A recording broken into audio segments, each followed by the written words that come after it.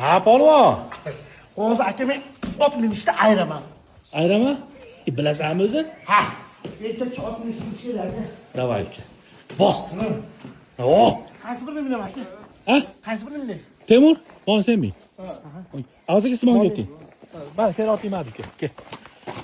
Mana sen oting. Naqo'ymay bu otni minaman. Shunaki. Bilmayman. Ay.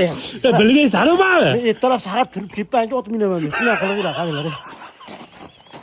Qara. Ko'tarmaydan bu meni. Ko'taradi. Ko'tarsa minasan? Ha. Ko'tar akam.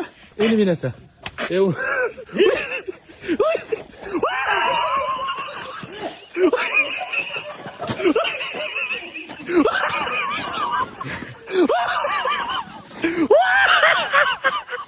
Oldini ko'taravermayman.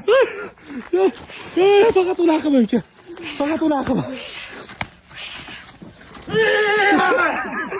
Otda o'tirganini ko'rganmisizlar? Toshbaqa uchadi desam shunday.